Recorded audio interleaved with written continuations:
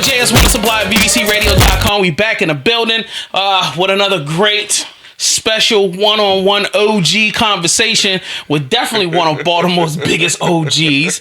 You know what I'm saying? In the game, MC, writer, battle rapper, you know what I'm saying? Performer. Yo, that's got to be a part of your title, yo, performer. Now, you are an entertainer. You know what I'm saying? I got my dog. He has supported VVC Radio for years. Back when I had the house all the way over East Baltimore. Like, yo, he supported us since the beginning. And I'm so happy and proud. I'm such a big fan, yo. DDM is in the motherfucking building. What's up, bro? What's going on? I'm chilling, bro. Trying to be like you, man. I'm trying to blow the fuck up. You know what I'm saying? You know, it's a process. It's definitely a process. And when you done killed all of my dreams, all of the behind the scene conversation we had before you turn on the lights. I'm like, damn, I thought I was about to make something in my life. Fuck that shit.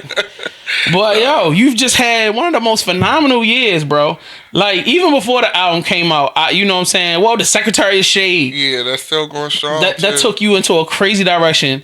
Like, you know what I'm saying? Before that, you had the group album. Yeah. Bond Street District. Facts. Which that went big for real, for real. I don't know if you felt it from the inside, but I felt like from the time you announced the project, I felt like the energy was up. And then, of course, from the album release with the church scenery and this huge performance you did, you immediately were cemented as a legend. Like, after that, it was just kind of like, yo, you set the standard. Well, like, anybody that knew you was like, all right, I gotta be DDM level. If you're not doing DDM level, like, people like, yo, you ain't real with it.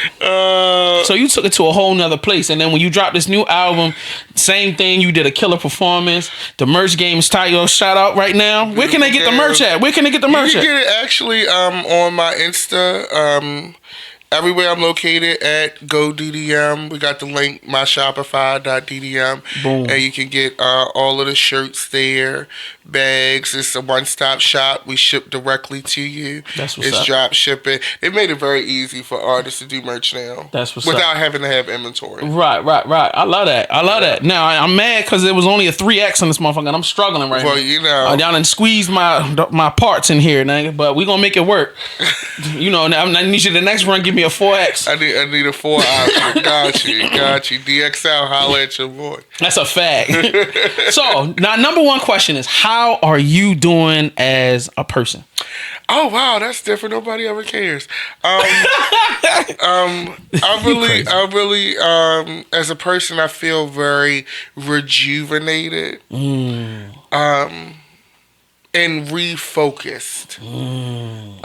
I realized I actually, you know, sometimes your cup can run a little low, and you be like, maybe this is it, and then God will tip it a little bit, dump a little libation in there and say, go ahead and take a drink and keep moving. And that's what I feel like this year has been for me. There are certain standards within the business and certain stereotypes within the business that kind of will wear down on you. Be like, I don't know. And then God says, keep going. So I feel very, like I said, rejuvenated, refocused, and calm. That's called growth, man. You evolving. You're growing up.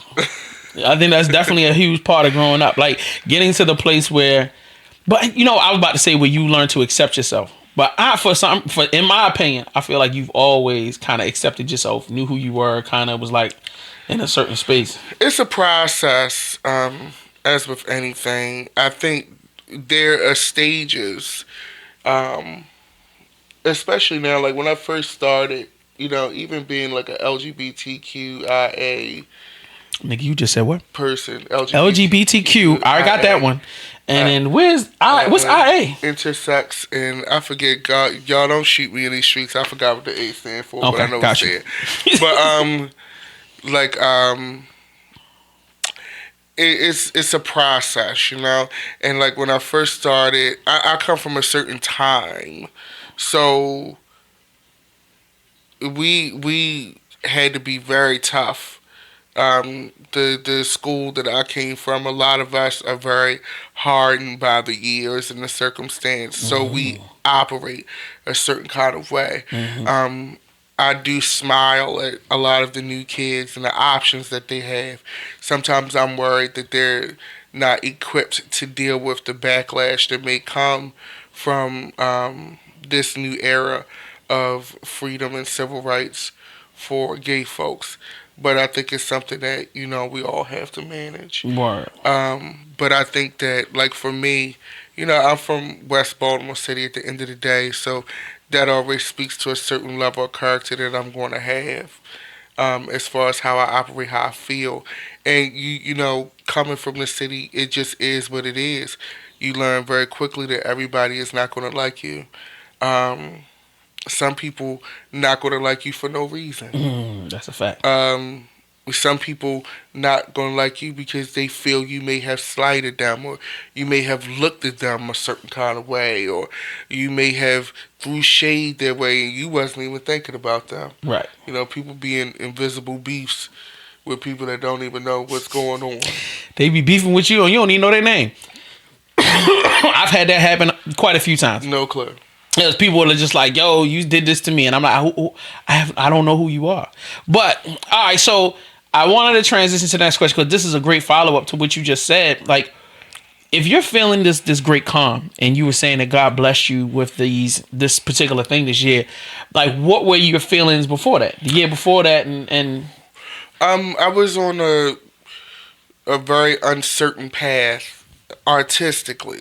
Like, I was in autopilot in life, like I was going to work, because you have to support yourself. But artistically, I was very unsure, very sporadic, and just not knowing where it was going. Post doing the Bond Street District project, I had a cooling off period as an artist, which can be dangerous commercially. But I had a cooling off period, and I worked on a project, soundtrack to a shopping mall that never came out. Some of it was due to clearances and things like that, but it never came out. So I worked on a whole album that people never heard. right. Shot the cover for it, a visual for it. So that took a lot out of me. So after that, even did a release show for it, and so after that, Really? yeah, Did I miss that? How the hell I missed that? that was that sound stage. It did good though, but so after that, I was just like, I don't know, Right. and then I started doing Secretary of Shade off of the Omarosa book. Shout out to her; she still keeps up with me to this day. Seriously. Okay. Oh, this nigga knows stars out here, man. Nah. You been name dropping all day. No, not intentionally, but you moving into a different space. It's interesting, and I've gotten a chance to meet some folks and become a mentee. And the thing is, with our kids here in Baltimore, is a lot of times, because it's a small city, it's a blue collar town. A lot of the reasons why they have a hard time in this business is because they're not allowed in the room. You need room time, and I was fortunate to have a mentor, by the name of Doris Kasap, who works over at HBO. And she started inviting me to different outings. Post Secretary of Shade, she got me in touch. She had me do that first reading with Alec Baldwin and those folks. And she started inviting me to events. She started welcoming me into her home, and I'm sitting in there, and you see directors and actors coming in, and you're like, oh my God. And for a person that's from a small city like this, that could be a lot to digest, and which can cause people not to read you correctly, and you're not coming across as the artist and the person that you are. So by her giving me that time to go to these premieres and sit in the room, I started to feel comfortable in the room. Got you. Because it's one thing to be in the room, it's another thing to matter in the room. And I had to get that time because, like, I've had sit downs with publishing companies and things like that, but before even now, but they couldn't read me because when I would go into the room, I would clam up. It would be like going on a job interview, and what I didn't realize is they just wanted to meet the same person that was out doing the shows that come out. But because I'm from this place, and it's so important to me, that's the thing that they don't get.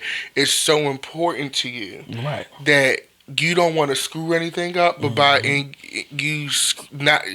you taking it so seriously, you're doing yourself a disservice because you're not letting your inner light come through. Correct. And like now, those same people, like what they'll do, this is how the business works now. They won't sign you right in there. They won't give you the deal, but they'll say, let's keep in touch. And they really will keep in touch. And what you'll find is, because they have an interest, what you'll find is that they'll sit and you'll start to see people that you don't even know you exist start to look at you. And they're trying to get a feel for who you really are. And they'll send me requests on Facebook and, the social medias and things like that. And I found that when I forgot that they were watching, that's what they liked the most. So when I was just like, fuck it, and I'm like talking to my friends, girl, this show is trash. They'll like those, and then they'll start to talk to you more because they see what your interaction is with the public. And like every artist has their own way of communication. Correct. And so I started learning that, just be yourself. That's the best thing that you can do. And don't be so like, oh my God, I'm in the building now, I'll never get back here. You will. You will. You will. The only way you won't get back there is if you choose to stop. That's a fact. But you'll get back there. I feel like the part you're missing is the decades-long journey it took for you to get to the level of artist that you are. Oh, facts. So, like, yeah, you'll get back in the room because I don't know if you noticed, but when I listened to Beautiful Gowns, I was like a polished DDM. Polished production, polished mix, polished presentation. I remember the battle rap DDM. I remember the not paying attention to the mix DDM. I remember it was all about the bars. I gotta I gotta let y'all know I ain't no punk bitch. Like, I remember that DDM. But now, Beautiful Gowns is a work of art. It tells a story. It has a personality. It has an energy about it. It's got a whole presence about it that is you, but it's its own entity. Like, you know what I'm saying? Like, I feel like it is definitely right now the crown jewel of, I don't know, I like Bond Street District too, but it's just so different. Yeah. You know what I mean? But it has its own special place. Yeah. And I think that journey that you took to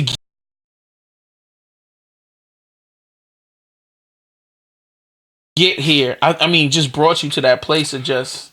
I had to learn, and that's the thing. Like, there's a such saying. My dear friend Max, I had worked with him for a few years. I used to be his photographer's assistant, and he told me, he's like, Manny, there's a such thing as ass and seat time.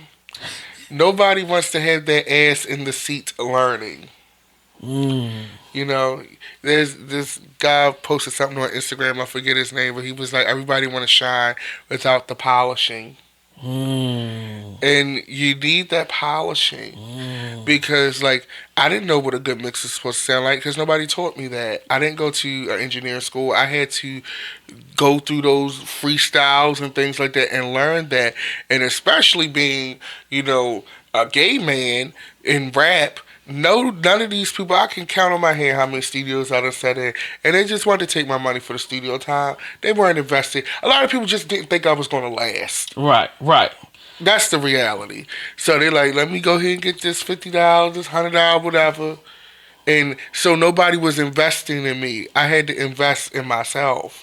Agreed. Now, it's very interesting that we walk into this subject.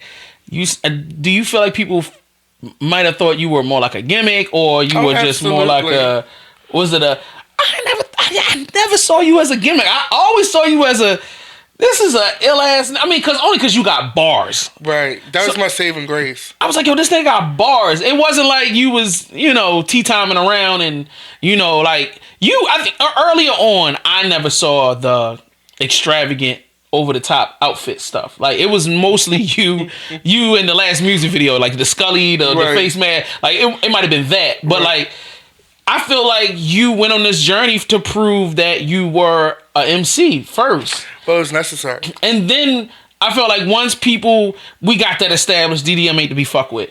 Then it became, all right, I felt like you got to a place where you felt comfortable enough to give us a 3-dimensional view of who you were. You know what I'm saying? And then once that happened, I feel like this was new. Like when I see your music videos, I'm like, yo, that's DDM, my nigga. Oh yeah, it took a while to get to this human being that you see now.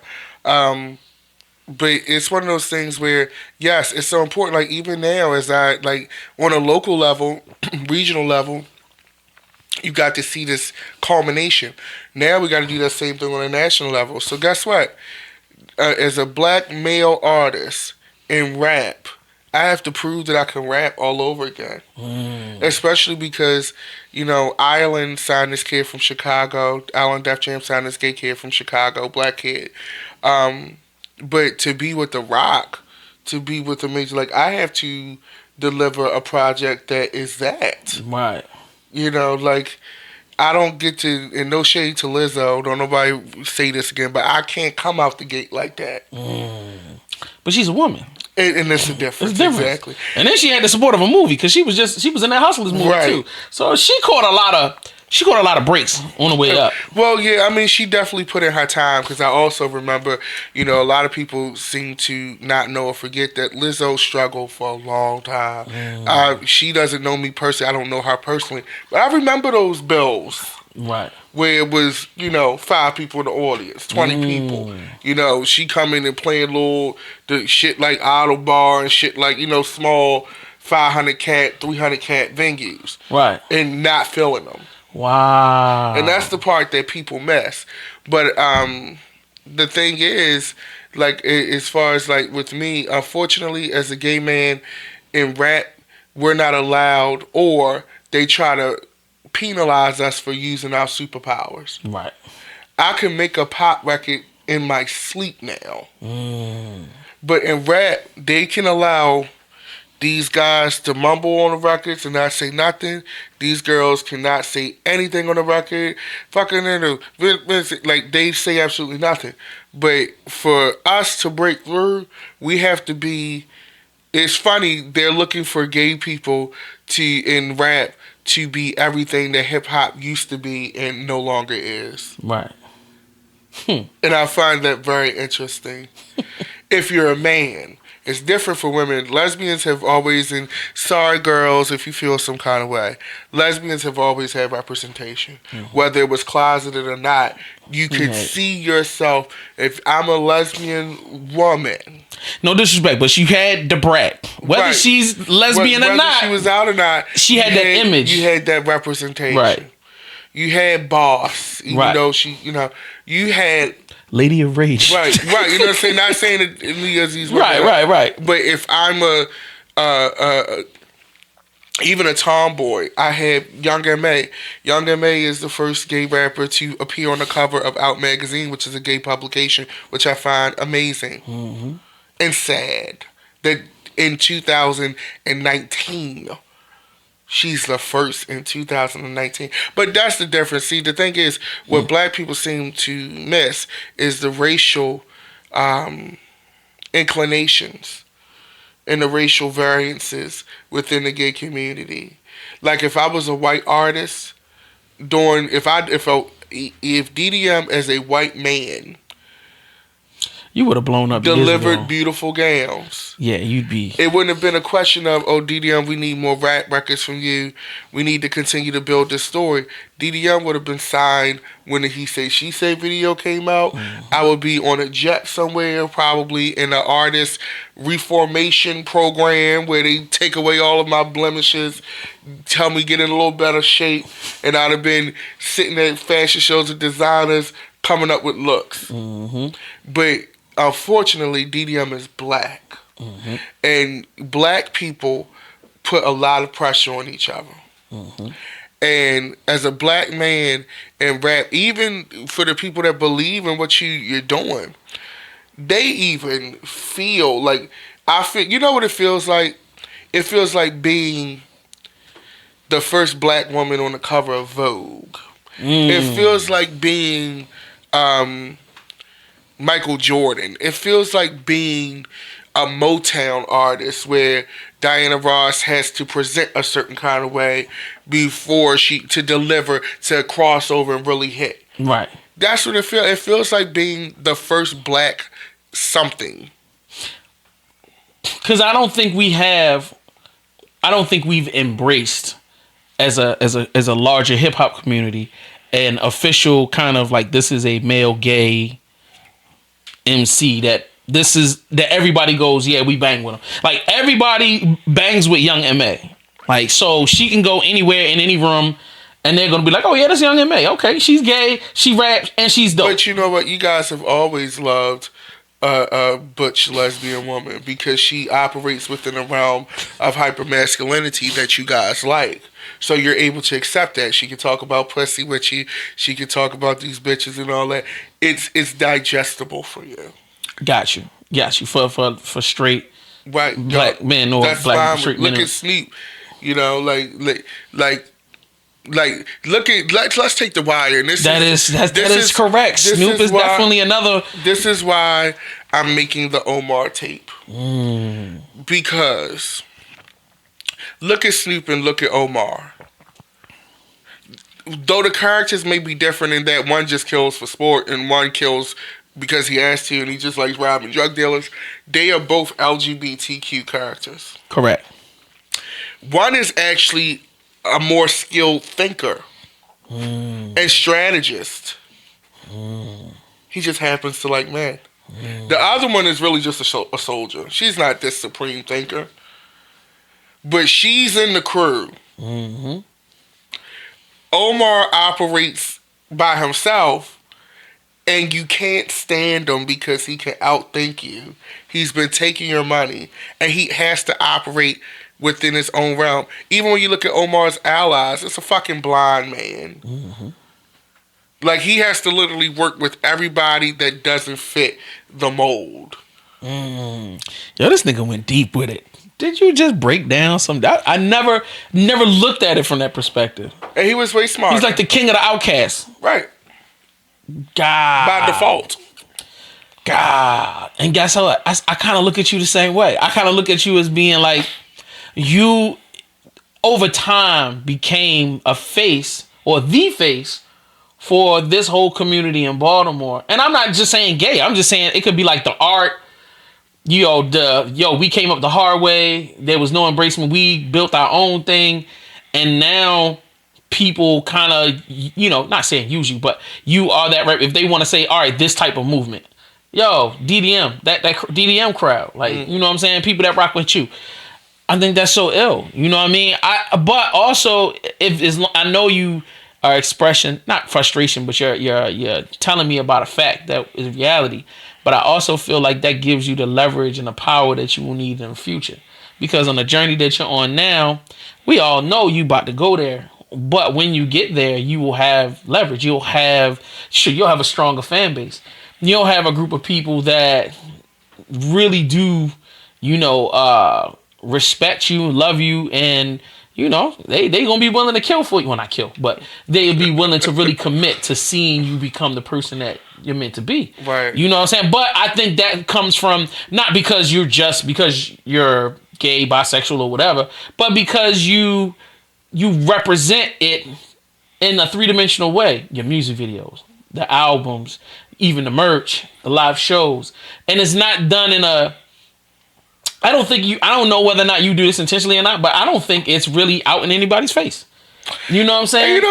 It's not. I don't think it's loud, and it could be. And I've just been around enough gay people long enough to where it doesn't bother me. I think you're not the first person to say that, because a lot of times people be like, "Oh, DDM, you can be the one to cross over," and I think what it is I've it's a saying of hiding out in the open.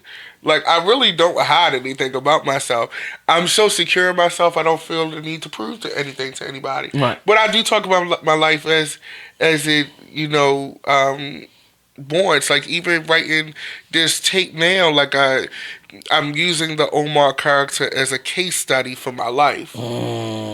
So This shit is deep. Like, and it's funny because I was talking to my manager, shout out to Hustle Simmons, and at first I was like, oh no, I don't want to do the Omar tape because it's like going to pigeonhole me. Let's just go to action figures and the second part of Beautiful Gowns. I plan my stuff out like way ahead of time. Right. And he's like, no, I really like that idea. I want you to stick with that because you have to tell your story.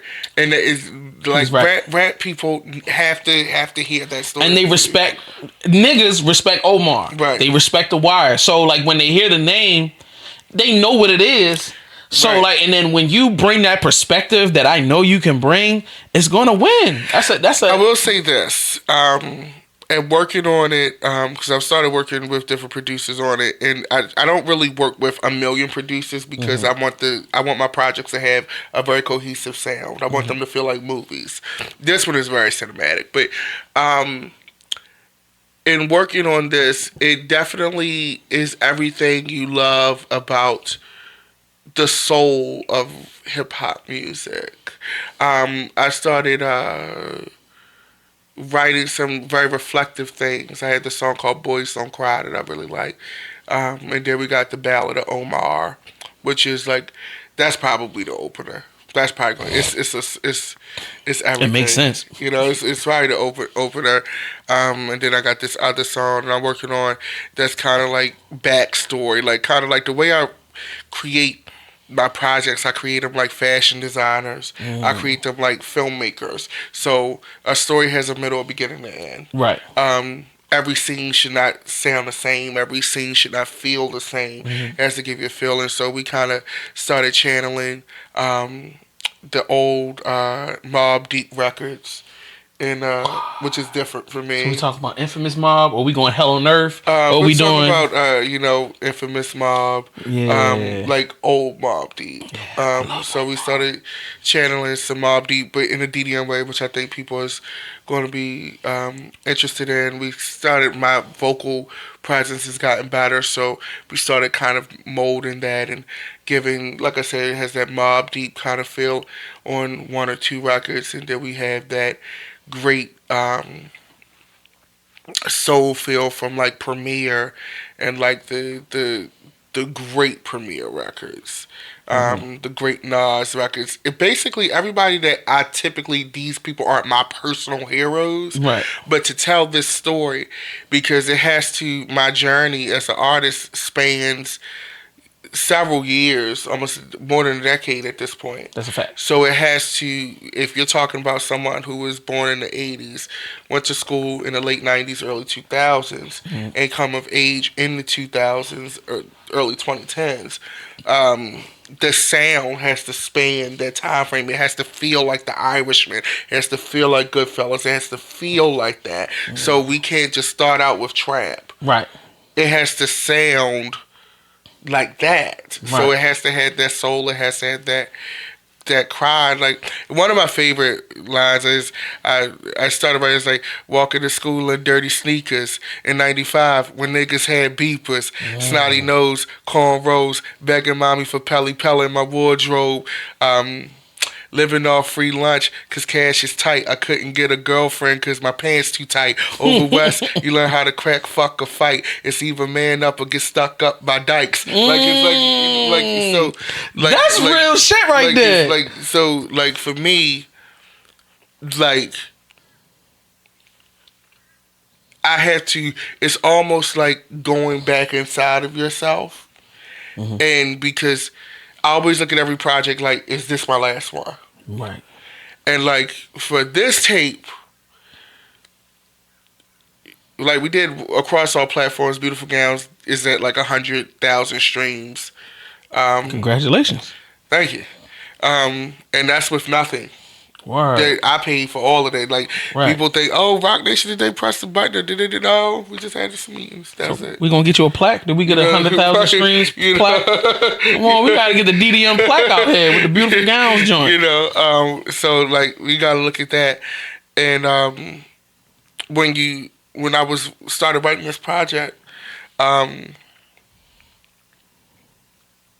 just wanted to make sure that it feels like a certain kind of way. Like even for when you did the real reviews, and a lot of people like that real reviews. I really appreciate that because that also made people in the business look at that and they say, oh, because and here's the thing, people say, well, DDM, you can just do poppy, you can do that, you are you. Yes, I'm building a story and all of that, but as a black man in the music business and in America, unfortunately, we still have to have a story. Mm-hmm. We can't just show up like that. Even though that's the world that I would love to live in. I always tell people my stepdaddy, he raised me to live in the world that he knew existed, not the world he would have liked for me to live in. Right.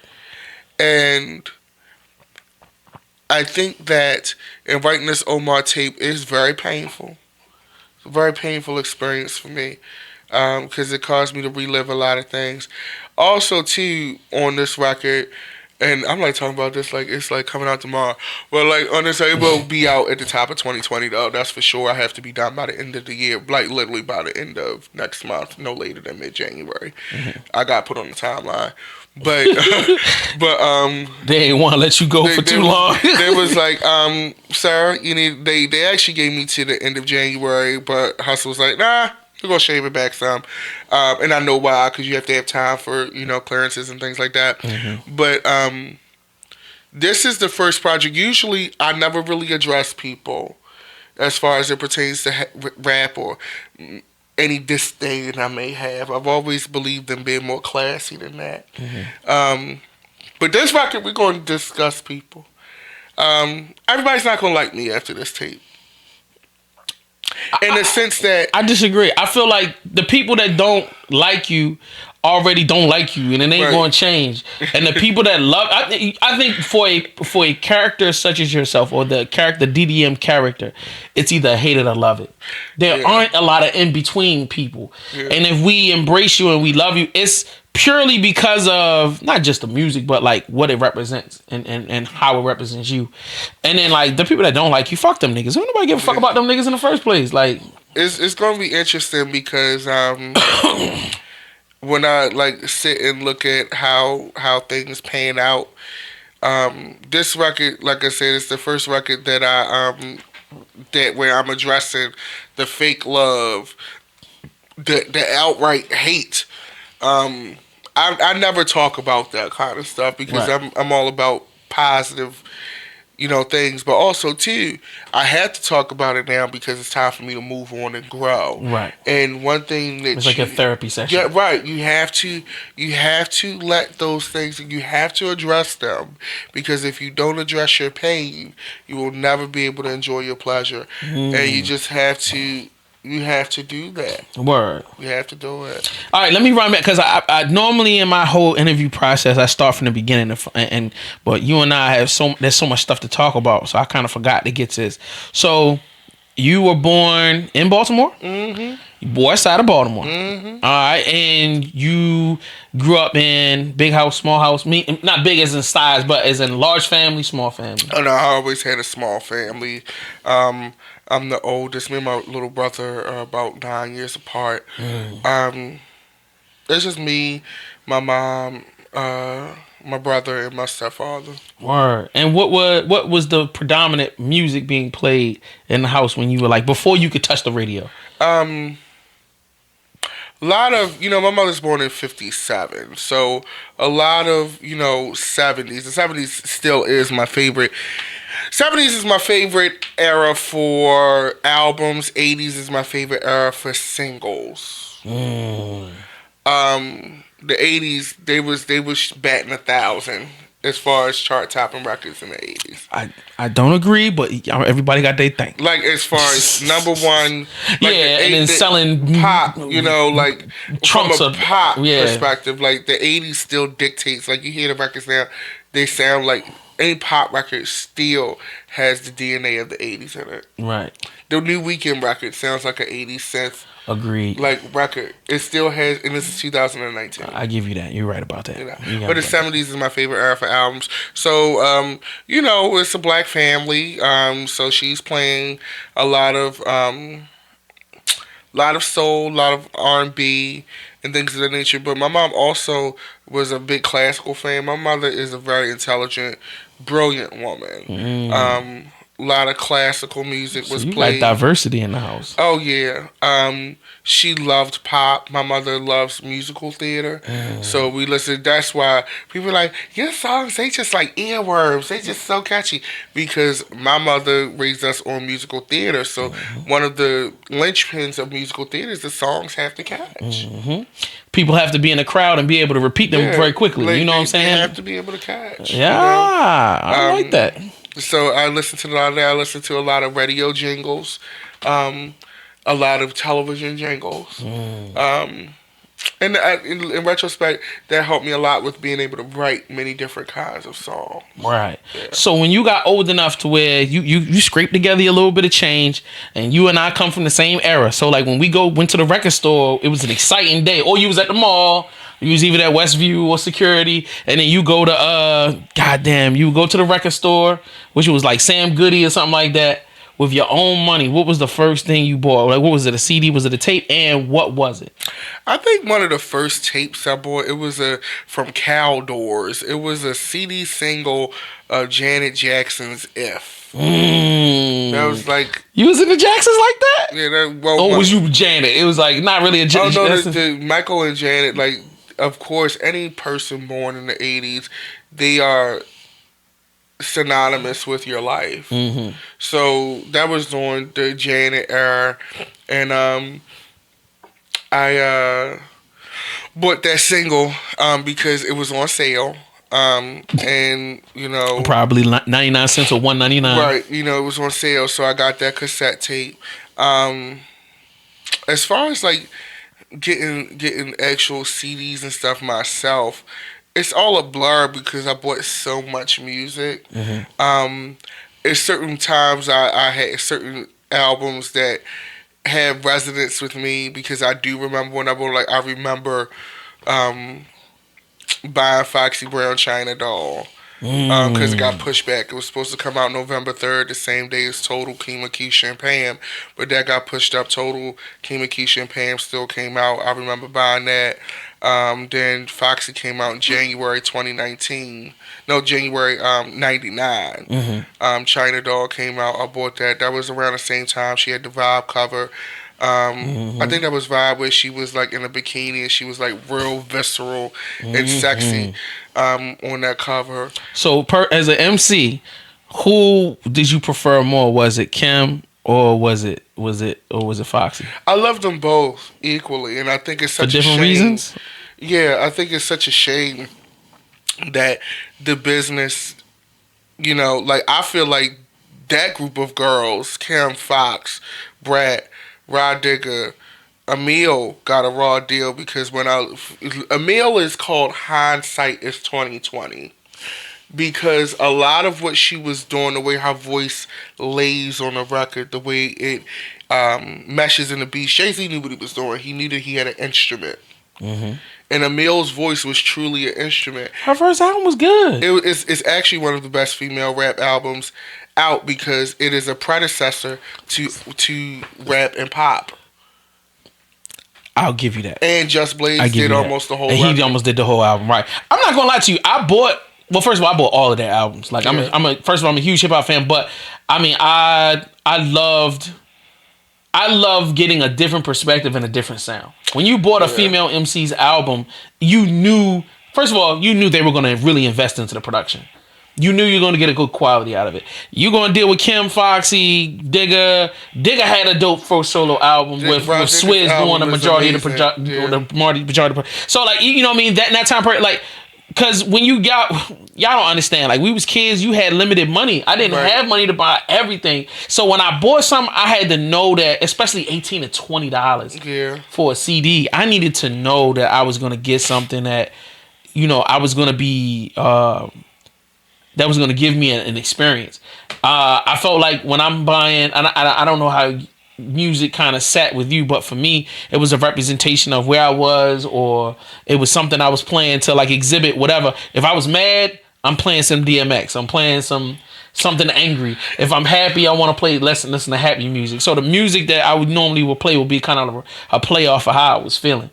The funny thing with me is this, like, even like buying all of those girls, I feel like those girls deserve the debates that are happening now. Like, we should judge them separately. Unfortunately, those girls were in a time where that just wasn't the way it was. Mm-hmm. I feel like those girls were actually more talented, mm-hmm. actually more skilled, mm-hmm. and actually more put together. But those girls also had the benefit of artist development. Correct. A lot of these new girls are just out here floating in the wind with no direction. And, it's nice to say, and those girls were attached to the otherwise gods of the genre. Digga was with Busta. Emil was with Jay-Z. Fox was with Jay-Z. Kim was with Big. That is the one distinction. And we're going to touch on Foxy around a little bit. I don't know how we got in this territory, but I feel like this needs to be a surprise. Yes, it. Foxy was the star first. Agreed. And people seem to try to rewrite history about that. Right. Foxy was the star first. Mm-hmm. Agreed. Now, whether Jay was right for it or not, I can't prove, or I can't speak on that. But the thing that I liked about Foxy Brown is this, and this is what people miss about her. Foxy Brown actually is one of the most complete MCs, male or female, ever in the history of rap. When you listen to we're gonna go through all three albums real quick. It. When you listen to Il Nana, the level of storytelling is insane. Lyrical excellence. Mm-hmm. It was grounded. It was just underground enough with just a tinge of pop. It was raw. Mm-hmm. When you listen to China Doll, even though China Doll, she got the backlash because of the vocal change, the voice tonality change. When you listen to China Doll, the way she addresses her relationship with Kim in a non-catty way, on my life, it's one of regret. And like, maybe it'll work, but right now I know we're not fucking with each other. Right. The way she expresses herself on I Can't. Like, Foxy, and this is why I champion her, even though I'm a descendant of Kim and Big. But I champion Foxy more as a talent, because when you listen to I Can't, that three-dimensional record of, she was feminist. When you listen to fucking Broken Silence, the stories that she said, Crash and Arrange, the depression, let me give you 5 Prada, Jacob, Fendi, Suits, C, Dior, Chloe, Boots, Range Rover, Gucci, shoes. Like, that level of lyricism. The girls don't deliver that. That's a fact. When you listen to, when you listen to BK Anthem, and she still gave you 730 in Candy. Like, even, like when you listen to Kim, Aunt Dot, on Notorious K.I.M. It's a song of, it's a metaphor for being on your period, but it's a song about bitches trying to set you up. Like, the level of storytelling, that is what I'm talking about. Right. And that's why I love those girls. I unfortunately don't think that the new girls are at that level. It depends on which girls you're referring to. No. Because here's the thing, and this may spark a war. You know what I'm about to say. You get ready to say whatever, but here's my thing. Rhapsody can rap, but she's boring as fuck. Okay? This is my nigga. That's the first thing. I'm glad somebody said it out loud. The beat selection. Even her Funk Flex freestyle was like, come on, like, bro. I get that you are a great lyricist, but Rod Digger still had great beat selection. Facts. Even Bahamadia had great beat selection. Facts. Okay, like there has to be something there, Right.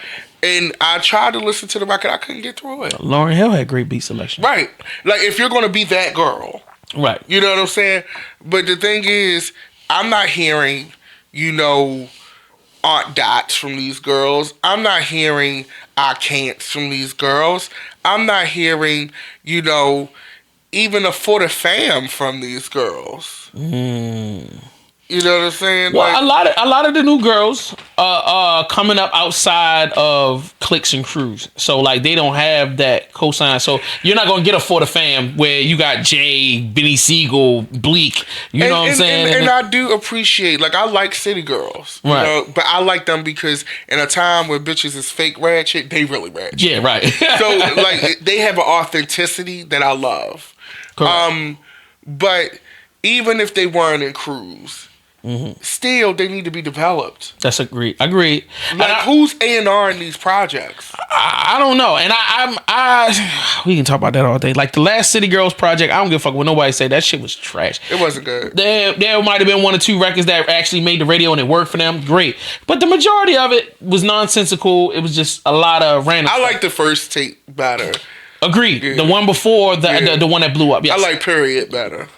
Yes, agreed. So when you have people like Cash Doll, Asian Doll, this doll, that doll, Tokyo Jets, whom I think is a dope MC, she needs more development. She needs a direction. She needs a reason to be here. Besides the fact that she's cute and a girl and we can make money off of her. I feel like that's where we get caught.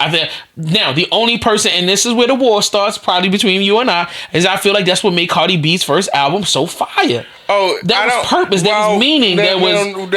Let's be clear here. Okay. While I don't think that it was I don't think it was the best female hip hop album ever made. I just think that's just not true. It's just not. And I just named it. And the pantheon of great female hip hop albums is going to be in the top 10 by default. And don't say by default by sales. By default, she had a story. She told a story very well. She told her story. How many other writers were involved? At the end of the day, the story was told very well. They all from the Knockdown 9, Get Up 10. You know what I'm saying? The story. Meek Mill record. Yeah, there's tons of records that were great. The Meek Mill record, the Migos record, the J Balvin. See, all of these records. The intro is a Meek Mill record. I Like It Like That is a J Balvin record. You want me to keep going? Can't Do Drippin', that's a Migos throwaway. So let's just keep going. Do you want me to go? Because I can start breaking down Little Kim. I can start breaking down Little Kim records, and we can start breaking down Foxy Brown records. The Jay-Z on the Jay-Z record, Method Man being on the album, Jay-Z being on the album. Those are features, but those girls still have very much a unique point of view. Blackstreet on the lead single off of Foxy Brown's first album. It's not about. See, you missing my point here. Okay. I'm not talking about features. I'm talking about the record is a direct rip off of some Knockdown 9, Get Up 10. That is Dreams and Nightmares. Can't Be Drippin' is Amigos song. I can't deny it. But if you combine it all together, it becomes such a beautiful tapestry. I think here's the thing, and people may hate me for this. I don't give a shit. We're past caring about whether or not people hate us. You know, go ahead. Here's the thing, and you can say whatever. Okay. The reality is, and I'm not taking nothing away from Cardi. Cardi can cuss me out online. The label can say, "Oh, we hate this fat bitch." But here's the thing, and this is the discussion that we don't want to have. That people, because it's so in fashion right now to not like Nicki Minaj. The reality is, Cardi B really needs to thank Nicki Minaj for her career. I 100% agree with that. Because if people didn't hate Nicki Minaj the way that they do now, she wouldn't exist. And here's why. Because the last... Nicki did it to herself. Well, we can say what we want about that, but here's the reality. Men are allowed to be bitches, nasty, mean, and you will give them chances at redemption. The minute a woman is the same way, y'all will throw her away immediately. And it's not fair. Because the reality is this. You got a Grammy, sis, out of spite. Because if I grade your record based off of even the stuff that was in the field in that immediate category for which you won your Grammy for Rap Album of the Year, you should not have won.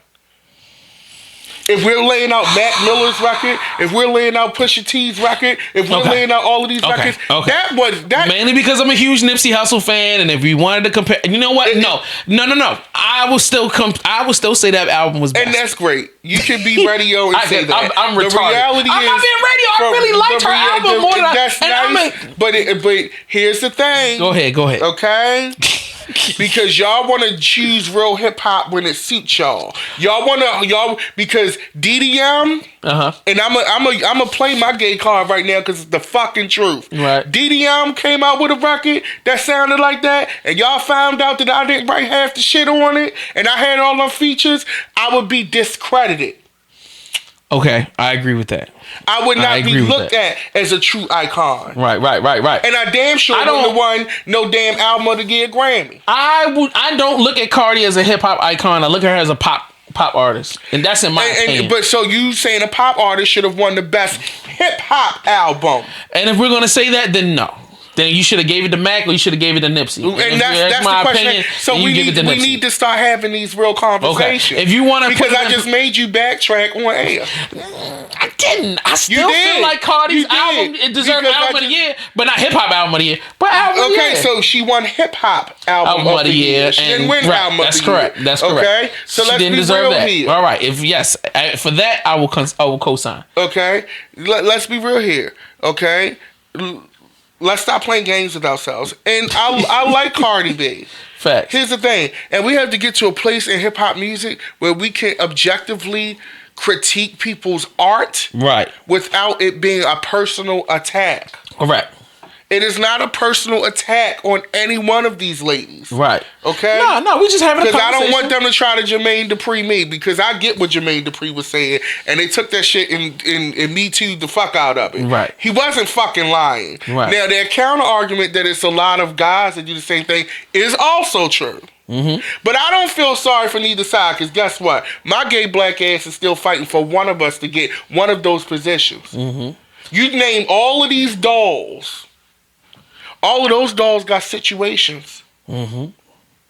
None of my folks got a situation. Mm. So I don't feel sorry for none of these niggas. Oh, boy from New Orleans. Big Frida is not a rapper. Yeah, okay. You're right. Okay? Stop playing these fucking games with us like we don't know what the fuck y'all doing. That's a fact. What about the dude that was on Love and Hip Hop Miami? He's not a real artist, and I'm gonna say, like, you fucking showing your man parts online and shit. Like, you go on Breakfast Club and make a fucking fool out of yourself and the community. That's pretty bad. Yeah, it's pretty bad. When they are known great representations that are better than that. But you put that mockery on the Breakfast Club. And you're on that show because your cousin is fucking Trina. That's a fact. You're not a real artist, and that's why Lil Nas X paid you to fuck dust when he was winning them VMAs and Grammys and shit. You all in the screen trying to hug her. He don't know y'all niggas. Lil Nas X is gay. Just went right, he's the exception to the rule. Okay. But I feel like he's the exception to the rule because... And you know what's so sad? He got 10 million and then came out gay. You know what's so sad? Right, he didn't come out the gate like that. Yeah. But you know what's so sad is that... Black people have a way of, like, in hip hop, when you talk in hip hop circles, it's still like, well, no, he's not like a gay rapper because old time, like, they still don't mark that as a real, so they're trying to edge him out. Like, no, right. He country. They still mark that, even though I find it hilarious that we still have to fight for these opportunities when a black gay man has the longest running #1 single in the history of music now. Mm-hmm. CMA Award winner. Mm-hmm. Like, broke so many boundaries and records, and the girls still try it.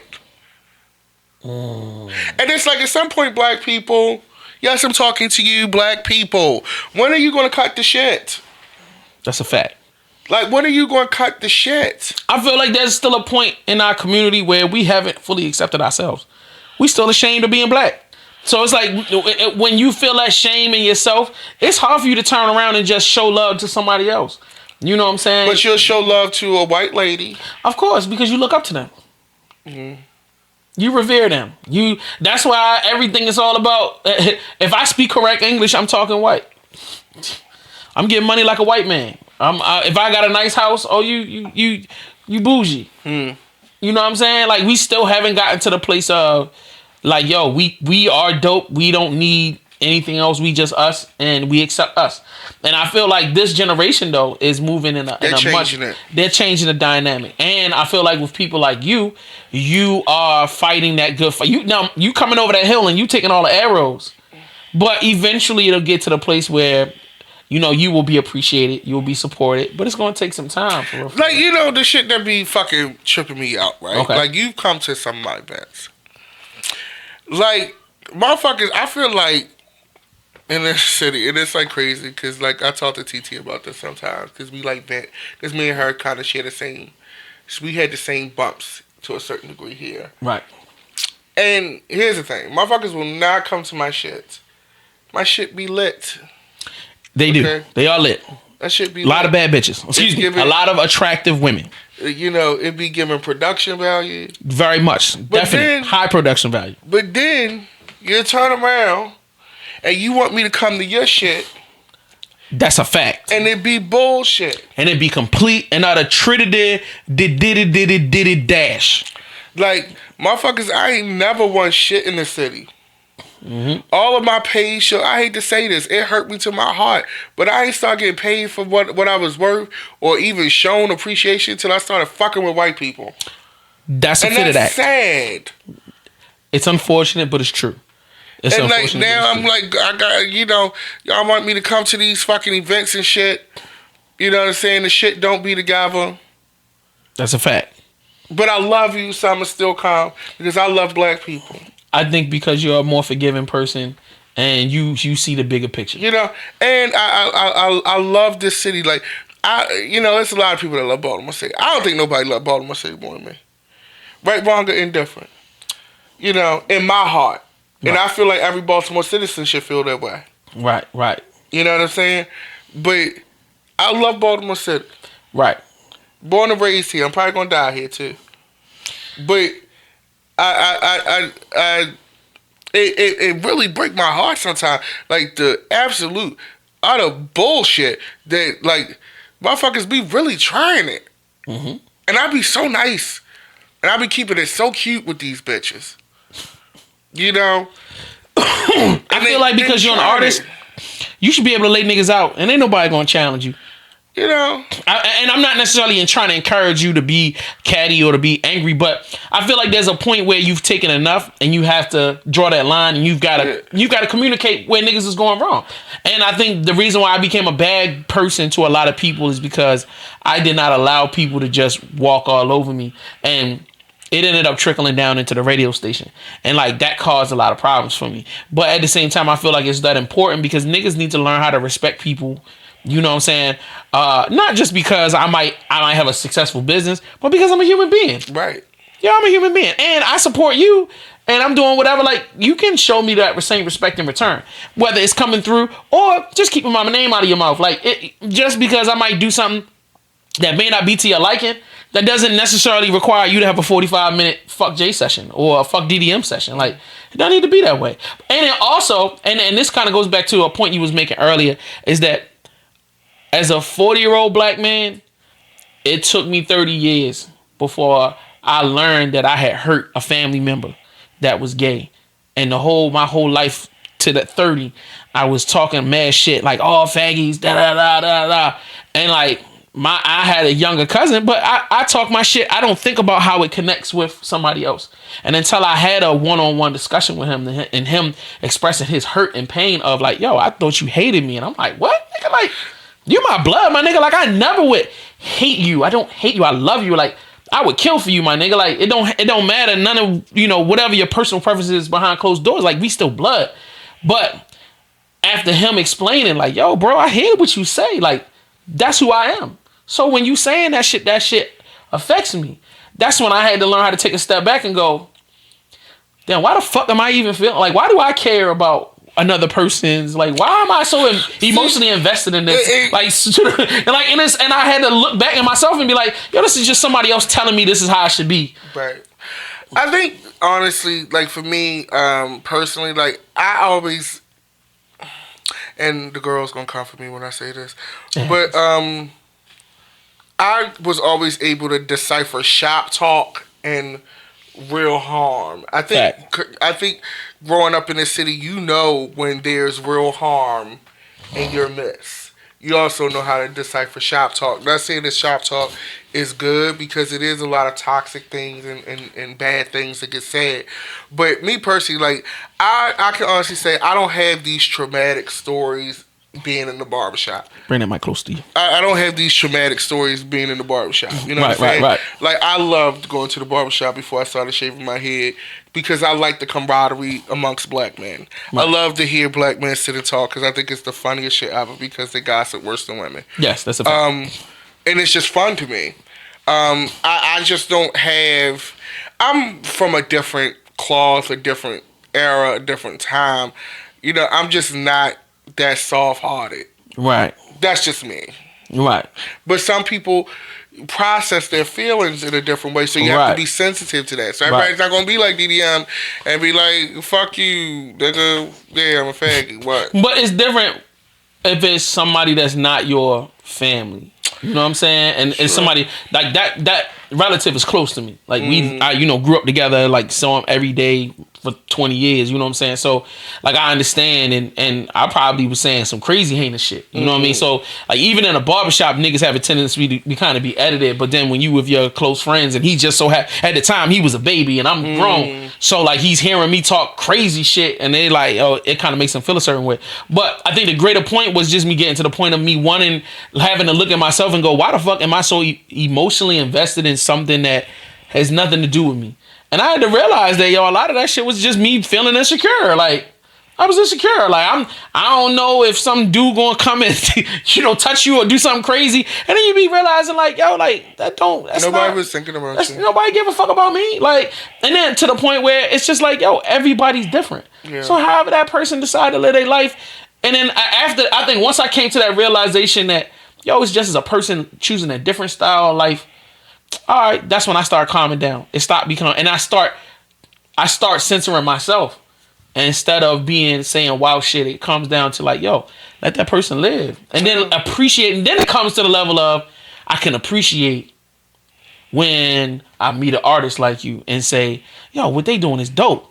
It's not my style, but I'm not gonna not look at the music video that you just dropped and see you with the multicolored face mask on, you got the Asian guy behind you, and not say, that shot is fucking fire. You know what I'm saying? And then it switches, and then you got the dude, he got a tutu on. Now, mind you, I'm dying laughing now. I don't know if it's a serious moment or not, but I'm like, it's artsy, but it's funny to me. And then you pull up in a car, and you jump out on the niggas. Like, I'm like, this is a Baltimore experience. Yeah. These niggas is pulling out the block, you pull, and the nigga fronting, and you pull out the phone and show the niggas. I'm like, I died. I was like, but this is so Baltimore.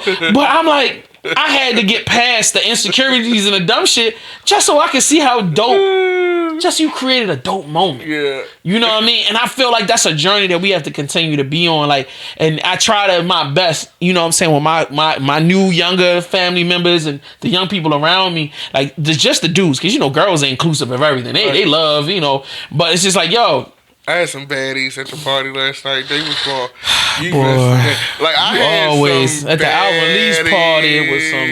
It was some y'all means in that joint, bro. Some baddies. Y'all means last night. I'm telling you, my homegirl was like trying to get me to go with her, and I was like, I was exhausted, man. I had a long day, and I went out to dinner with a cousin of mine, but I was like, I wanted to be there. I had some baddies last night, but like the funny thing is like real talk though, like as far as what you were saying, like as far as perspective and things like that, I think that like for the pull-up video, right, like that was from a direct experience, so that really happened. Of course we edited a few things, but because it didn't go that smooth. I'm quite sure you might have had to throw a punch or two. It didn't go that smooth. But that was ripped directly from my life, and I strategically do everything. So the pull up video kind of gets people visually ready for the Omar tape. I was thinking about that during the interview with the ski mask and the visual being more gritty. Right. Because he say, she say was definitely the more outlandish, colorful. You know, it was more of a fairy tale kind of vibe. Whereas this one gives you a little bit of that, but it was definitely more grounded, more street. And the colors were more muted because there's so much of the urban look to it. You know, so like I say I never do anything without reason. So I said, let's go ahead and drop this end of the year. And that way we can so it's not such a jarring switch to the audience. Right. And like with that pull up video, it's funny because like in my life, like I never talk about my dating life, and I was like, I had toyed with changing the end of that video so many times. Like, I'm so happy you did. I had toyed, like I was gonna make it. It was gonna be just a different thing, and like that shit was perfect, G. I changed it because I never really talk about my life. I mean, at the end of the day, I'm from West Baltimore, so it's just a certain kind of person I'm gonna deal with anyway. You know, I'm come from battling in the 5 seasons, like. It's a certain kind of person that DDM is going to be with. Okay? Not saying that I'm cutting people off or I'm not inclusive because that's not the case. But for me, there's a certain person that DDM is going to be with. And sometimes being with those people is a little dangerous. You know, I didn't... dealt with gang members, drug dealers, smart people, Muslims. They ain't like pork. But they like no pork, but they like that. No, but I say that to say, like, and that's why I make these visuals and I do these interviews and I do that because we need to understand that people out here just living their lives. And, you know, when I was doing battles in the 5 seasons, I wasn't the only gay person in there. You know? I just couldn't hide mine as well as everybody else. You know? I hate you. That's so hilarious. But I never put people business out there like that because that's just not my place. Okay. But yeah, y'all stop playing. This is why I never have any problems. This is so funny. You're hilarious, dog. It's facts. All right, so what made you think? I mean, what got you to the point where made you think like, yo, I could be an MC? Was it like a particular song? Was it an artist? Was it what made you get to that place of like, yo, I think I could do this? I just wanted to be an entertainer, and I knew I couldn't sing. Okay, I got you. So, and it's not like now where you can be a terrible singer and they just auto-tune you and you can still be a singer. So just be the hardest rapper? Like, well, yeah. You got bars, bro. So, I mean, there had to have been something, or was it just a natural inclination to wordplay? Is that part of being a good guy? I did wordplay? Like the ciphers on the Black Top at Mervo. In high school, and then I really just wanted to be an entertainer, and I signed up for. I did like a Jeter show before. That was before y'all time. Jeter. And then I did this showcase at the Latin Palace. Wow. Rest in peace. A showcase at the Latin Palace, but. Oh, you need a song to perform. So here's how everything is so connected. So I met Frank Johnson at one of those talent music industry panels where legend. Where you guys, Frank Johnson is an absolute legend. Where you pay all this money for them to basically tell you your shit, and that is a you're fact. not going to get a deal. That's a fact. Folks, they're not signing anybody at these seminars, okay? But it's a great networking opportunity because there'll be real people. It's a great networking opportunity, yes. But please, If it comes down to the rent and the seminar, pick the rent. I don't give a fuck if Jay-Z's dead, nigga. If it come down to rent and pay the rent, nigga. Because Jay-Z ain't gonna give you no house just because you ran up on him. Right. That ain't gonna happen. From what he just said, they're gonna bring you up to New York, they're gonna talk to you, and then send your ass back home. Right, you know what I'm saying? Like, so it's like one of those things where you do that, you gotta keep working, and they will, keep up with you. But like at these seminar things, they don't do that. But anyway, I met Frank there.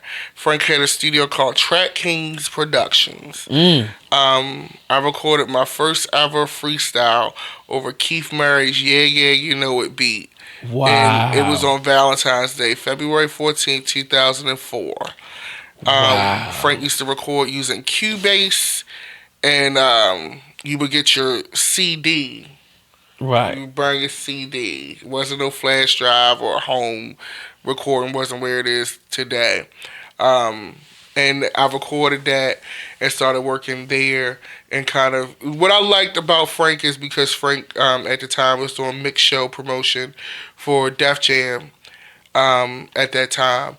And what I liked about Frank was that Frank, if you know Frank Johnson, you know that he's incredibly honest. That's a fact. He's incredibly shrewd. That's a fact. And some people would say he's incredibly rude. He's very frank. But I think him, even though like I don't talk to him every day and stuff like that, and it's like, oh, like he always used to tell me, he's like, you know what, DDM, you have such a introspective knowledge of the music business. You should be a writer. And I was like, Frank, I don't want to fucking write for Double XL. Frank, you're a genius. I want to be an artist. You can do more than one fucking thing at a time. But at that time, of course, you didn't have the perspective. Right? He's like you could easily be like one of the best critics ever. And I was like, I don't want to do. And in retrospect, I found my new critic partner, yo. You're gonna do reviews with me, yo. Right. That shit is gonna be ill. People can hate me. But no, I think that he would stop me in the middle of recording, which is something a lot of kids could benefit from now. He's like, you sound like garbage. And he would stop and he would like do it again, stop, do it again, stop, do it again. And then if he had to tell me do it again too many times, I was still going to pay for the session, and he was going to tell me it's time to go home. Wow. Because you came to the studio unprepared. Wow. I would be like, well, you're going to have to give me a prorate for this time frame. But you know what? That's life. I know. You learn your lessons. And that's the public. Because at the end of the day, I'm wasting, like, you got to understand, the man was working with, like, major artists. Right. So now you've wasted the studio session. Suppose I was at Electric Lady or Hit Factory or Quad, and I'm not prepared. It makes you look real bad. You know? And I thank him, whether he knows it or not, because he really prepared me for the real gridiron of what it takes. I want y'all to hear this, because a lot of people don't understand people like Frank Johnson, and then I would be considered a distant nephew of Frank Johnson. Like, you know what I mean? To just be real and honest. A lot of people don't like Frank because he's that raw. Well, you don't like the music business then, honey. News flash. Frank is actually not that bad. He really not. When you go sit in the meetings with these New York kids and these New York cats and these motherfuckers from the South that really got currency and clout, and they got an artist that's streaming 100,000 daily. They giving you raw information. They ain't playing no games. Well, here's the thing, and we need to do some kind of tribute. I think I'm going to take care of that. We need to do some kind of tribute to Frank, because what Frank was doing, and I didn't know it, he was actually preparing me for the real music business, and we didn't listen. Yo, you talking real shit right now. And whatever you want to do, I'm backing you up, bro. I will support you on it. I will throw in bread. I will put in work. I feel like, yo, we definitely need to show Frank. We need to do a celebration for Frank. Listen, and people like, oh, he won't work my records. You know why he doesn't work your records? Because your mix is terrible. That's a fact. If we take the good mix into Atlantic right now, and let me tell you something, folks. Okay, shout out to my engineer Ryan Escalopio because he made me look real good in these label offices. That album was mixed beautifully. Shout out to Ernesto for mastering because y'all did a great job over at the Moose House.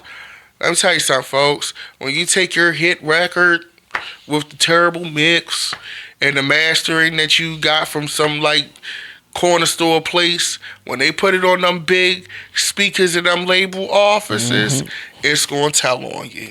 Them big $10,000 speakers they be having in that motherfucker. You know what I'm saying? Them expensive ass, and they'll just be in an office. It's not a studio, but they got them real nice speakers in there because they want to see just how good your shit is. Right, you know, and they playing it up against a Carly Rae Jepsen record or Jeezy record, something like that. And if it don't, that crunchy ass Captain Crunch ass mix that you done took up in there, that's why he ain't promote your record, sis. Okay? And I'm just talking from an artistic standpoint. He say, she say, I sent that off to get BDS myself. It wasn't that fucking hard. Okay? And it was fucking free. Can we end off on that independent journey, yo? Let's end this interview because I want you to talk about that, bro. Because you don't give yourself enough credit. You don't really promote that enough. That you are a completely independent artist. You finance your projects out of your own pocket. Facts. That you promote your events on your own. And I've never heard you call me one time and say, please, can you post this on your page? You've never ever asked for a favor. You've never tried to finesse or do nothing. You have just put your shit out there. And if people came, they came. If they didn't, they didn't. But you've done your time, and people, I feel like, genuinely love the music. They genuinely love you, and you've built the crowd. Now, I know I'm saying all this, but I'm shutting the fuck up. Tell me about this. Like, how did you go from being the artist that was waiting on somebody to rescue them to you rescuing yourself? I got a fucking job, okay? Here's the thing, okay? Guys, you gotta have some fucking money, okay? This shit, if you wanted to be at a certain level, costume changes, lighting, production value, the good mix. If you want to, even like I work in Moose House, but if you don't work in Moose House and you want to get your shit done at the mastering place in New York, you know what I'm saying? That's $270 a record indie rate. Now, when your ass gets signed, they're going to hit you in the head. But they will master your record for $270. Now, if you done did a 10-track album, you do the motherfucking math. But you save up for that. You work the overtime. Okay? And with an artist like me, it's not just the recording of the record. I have to present a certain kind of way. So when I do these videos, that's wardrobe, makeup, hair, whatever props may be needed. When you see DDM out on the street, my nails got to be done all the time. I got to have a label because that's my brand. I'm DDM, bitch. Right. Facts. Okay? Facts. These Louis, let me tell you something. All that Chanel you saw in that pull-up video, bitch, that's my shit. Ain't nobody, we ain't borrow no shit. We ain't go up in Nordstrom and buy shit and take it back like you hoes be doing, okay? That's paid for cash. My money. The Gucci, that's my money. MCM, all these labels and shit y'all be seeing me out in these streets saying, that's my motherfucking money. Okay, but that's because I had to present a certain kind of way. When I got, like, I am the first of my kind from this city. That's a fact. How much did you spend on a set for the Bond Street District Junk? Because I remember you told me you spent every bit of $2,000-$3,000. Yeah, that was $2,000-$3,000. Custom building your whole stage performance. I know niggas that won't get matching T-shirts for the people on stage with them. Like, and then that ain't had nothing to do with the wardrobe. I'm talking about you built this. Let me tell you how much. We want to talk about that Church on Vulcan show. Now we capped the venue, so Autobar is, I think it's a 500 cap venue. It's a 500 seater. So for that venue, you had Paul's pulpit DJ table. That was $1,500 by itself because it had LED paneling in it, trifold stainless steel, brushed, painted. That was like $1,500. Please tell me you still have all this stuff. Oh yeah, stored. Paul still has that. My name. The set design, we had an actual real altar built inside on the stage, with backdrop. That cost me every bit. I think that was around almost $1,000 for them to build that out. Then you got to bring the lighting. So what we did, because I don't like the lighting in Autobar, we brought in the lighting guy from the Howard Theater in D.C. We had to pay him. I think that was like $500 to get him to travel down and run the lights. So we had the strobes and the dancing laser beams and all that stuff. That was $500. Then the wardrobe. I had 4 costume changes in that show. My opening number, I had to outfit not only myself, but my 2 handmaids that walked me down through the crowd. So their outfits, I had to line them with LEDs. They had the skull mask with the sheer robes and the dresses. Their outfits together cost me probably about $150. Then my grand boo-boo was $700 because it was custom, shipped directly from Ghana. Nigga, what? With the 7th century Nordic, because for that show I wanted to create a church that was from another place. Correct. So we mixed different cultures. So we had references from Nordic cultures, West African, tribal culture, things like that. So the Nordic Viking 7th century helmet replica, that was about almost $300. Then Paul's suits from Christopher Schaefer. He had a custom Christopher Schaefer suit. Christopher Schaefer suit will buy you for a good fit about $1,500, $1,000 to $1,500. Then we had to pay. Well, that's just wardrobe. So now you get into paying the staff. So you got to pay your drummer. The drummer costs money. You got to pay your guitarist, your bass guitar, your electronic guitar. You gotta pay your venue fees. Then you have to pay security. Oh, that show cost us a fortune. Flyers, tickets. Right. You know what I'm and saying? we didn't just do like... I think y'all did some flyer posters. We did fans. Right. Okay. We did y'all the did the custom candle merch. The candle merch. We had when you came in the door, we gave you a church program that was basically the show program, but made at the church.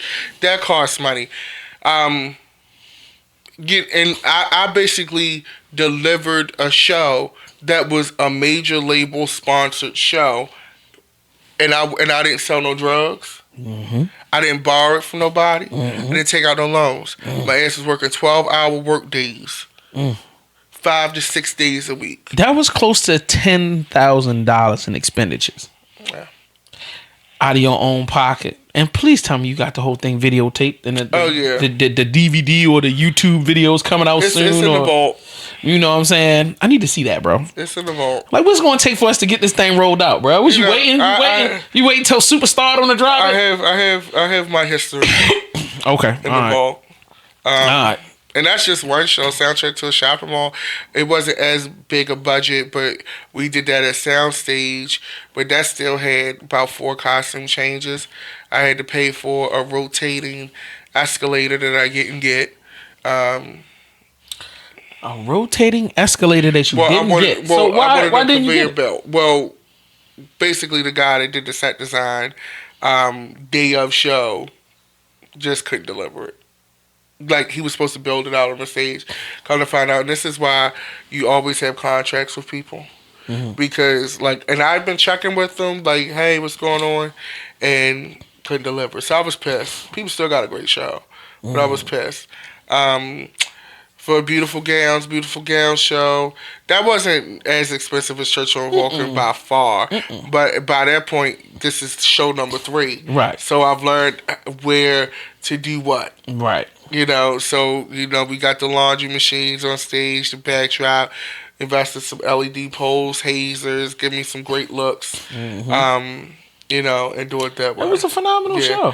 So, like, in each one, like, the next great big like for the Omar show, also too, it depends on what the project calls for. Right. Because, like, case in point with this Omar tape that's coming out first quarter 2020, that's grimy, that's edgy, that's dark. So that's going to call for a more intimate venue. But it's also going to be very dramatic. Word. That Omar tape release is probably going to be very light driven, and I think that's probably going to be the closest to musical theater that I think. I'm super excited to find out what the merch is gonna look like For Omar. Yeah, for the Omar project. I love how every project has its own everything. The merch completely changes. Yeah. The look, the feeling of it completely. Now with you mastering sound, now it's just like there's like multiple levels of the whole DDM experience when it rolls out. So will you be able to hit the highway and take the experience on the road? So will we be able to get like a Beautiful Gowns tour? I know you've done some dates. Right. I've seen you do some dates out of state, but did you do LA yet? Give me your dates. The ones that you've done. I've done San Francisco. I've done New York, of course, several times. DC, Virginia. We did a show there. I think that's about it. Mostly, we did one. I think no, we didn't do Philly. With Omar, we probably the first tour you'll see from me is probably with this because it's a little bit more things. The thing is, with Beautiful Gowns, I didn't expect for it to hit. Right. I didn't. Whoa, you didn't expect for Beautiful Gowns is actually gonna be my last project.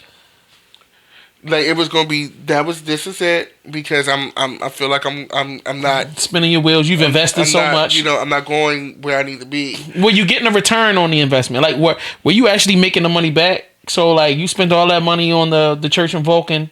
With Church on Vulcan, I think I almost broke even. Almost. I didn't lose anything on Beautiful Gowns. Right. If anything, you probably came out good. Yeah. But Church on Vulcan, I almost broke even. But there's a difference. Sometimes you got to invest in legacy. Right. No. That was necessary because your name rang for weeks after that event, and the pictures and the gram exploded off of that. I completely understand. It's the same way when I did the award ceremony. I was telling my crew, I said, it don't matter whether we make this money back. I said if we can get the gram on fire for 7 days, I said we did the right thing. You know what I'm saying? And that's like you said. Sometimes it's worth it to don't trip over $1 to get to a penny. You motherfucking right. So like that's crazy, man. No more talking. I think you've given me so much today. Thank you so much. Thank you for having me, bro. Like I always enjoy our conversations. You always have, and I like Secretary of Shade. But sometimes I be like, sometimes you on one. Like when you get into your mode and you piss, I'm loving it.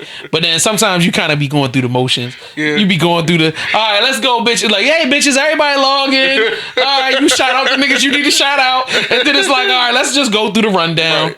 Hey, but you know what's so interesting is some people just like me to read the news to them. That's a fact. And it's like almost being a newscaster where, yes, there are some shows, it's like any TV show. It's some episodes you just love more, or if it's something major and like, bitch, this is the tea. It's like different. But some people just really I've had people actually get mad at me. Because you missed a week or... Yeah, like they get upset. Like, and I'm like, well, sis, nothing was really going on. Like, what you want me to do, sit here and twiddle my thumbs? Yes, that's exactly what they want you to do. Because you've become a part of their life. Like, it's crazy. If Joe Budden was to take a week off, I'm fucking pissed. I gotta listen to the JBP. It don't matter what they do. This morning, at 7 o'clock this morning, I turned the podcast on. I lay back in the bed. I'm not paying attention to it, but just listening to their voices and all of that, it's just become a part of me. It's interesting because I meet so many black women who love me. Because of Secretary of Shade, I see them at the market. And like one lady, she's like, oh, I didn't expect to see you here. And I was like, well, sis, I gotta eat. Right. But I know where it's coming from because you don't realize how people view you. Mm-hmm. And they think, like, because I do travel a lot and stuff like that, they be like, oh, he would never be at my market. Guess what, bitch? Harris Teeter has a sale on steaks, honey. Yeah, I hear you. You funny as hell. It is what it is.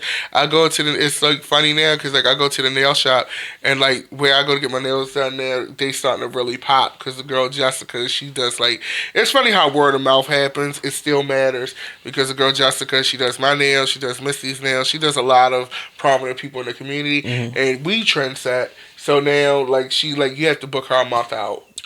Wow, that's insane. And like, I'll see ladies in there, and they'll just like walk up to me.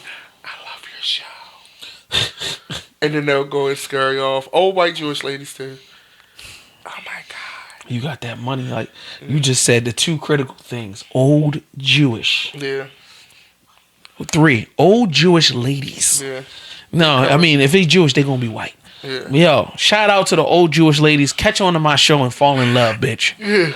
It's like, Log they on. come in and they see me, and that's why I do what I do, because sometimes I'll be like, oh, maybe I'm cursing too much, or maybe I'm this. You know what's so crazy though, but it's so interesting, is that I've had like some black folks come up to me, if you just don't curse, you could get so much further. And then you'll have like the old white ladies come to me, oh my God, I love you, bitch. Like, that's how they are, man. And they it's always black people that want to try to they want to clean you up and they want to turn you white bread. Like, you'd have a crossover audience. I'm like, no, I would. I have the black audience and the white audience, because white people don't give a fuck. White people don't give a fuck. If they love you, they love you. It don't matter what you say. You know what I'm saying? And it's the problem, is that black people so busy, once again, not appreciating themselves and loving themselves, to go, who gives a fuck what anybody else feels? I like the nigga, or the person, or the girl, or whatever. Like, fuck y'all niggas. So, like, keep doing you, my nigga. Like, I do. I'm a fan. I'm a fan first. Oh, thank you. I'm a fan first. And I so appreciate your time. I so appreciate you creating. I appreciate you being the person that you are and taking the risk and not backing down. I know it sucks balls, but as long as you keep pushing, that means I'm gonna keep doing these videos, and one day I might be a Charlemagne, or I might be, you feel me? Like, you know what I'm saying? We need to inspire each other, like, you know what I mean? Because I already know how hard it is, because I'm shooting out of my house. I was recording out of an office a year ago, but you got to go through your transitions, my nigga. It is what it is, my nigga. But once again, congratulations. I love you. I appreciate you. If there's anything I can ever do for you to help, if you ever need a backup dancer, I'm there. You know what I'm saying? If you ever want to do the heavy D, you know what I'm saying? I'm there, yo. I'm gonna get the sideways haircut.